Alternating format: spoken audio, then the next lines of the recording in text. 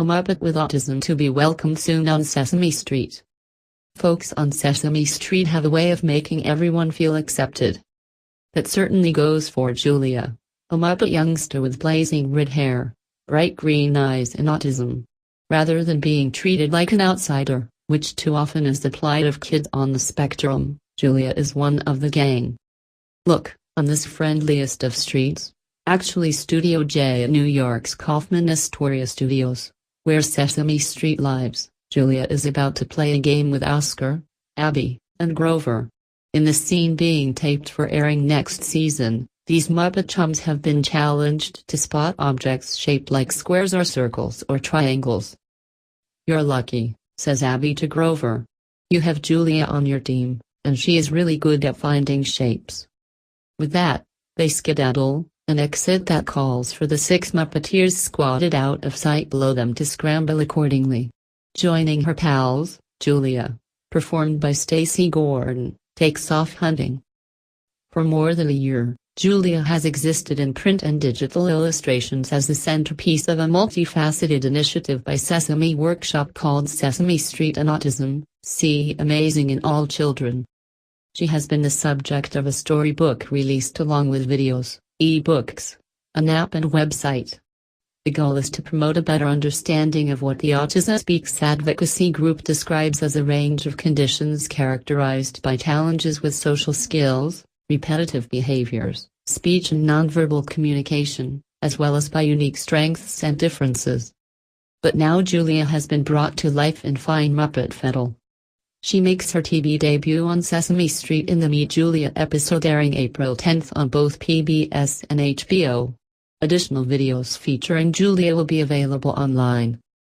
Developing Julia and all the other components of this campaign has required years of consultation with organizations, experts and families within the autism community, according to Jeanette Betancourt, Sesame Workshop's Senior Vice President of U.S. Social Impact.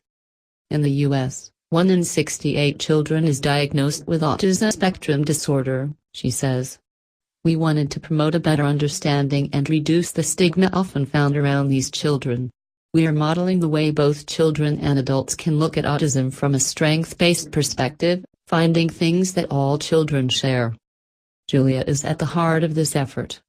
But while she represents the full range of children on the spectrum, she isn't meant to typify each one of them.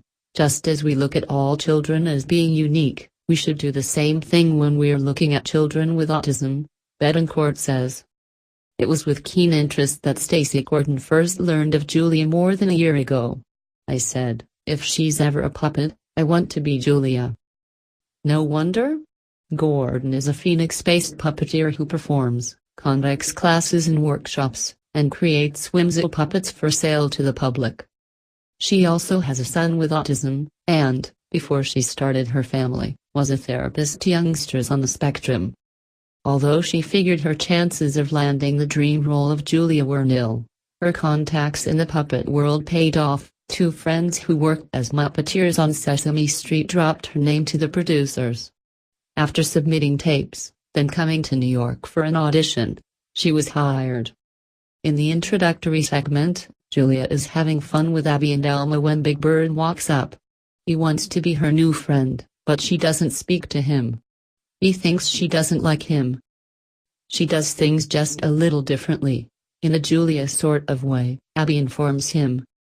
Julia, chuckling, then displays a different but fun way of playing tag, and everyone joins in. But when the siren wails, she covers her ears and looks stricken.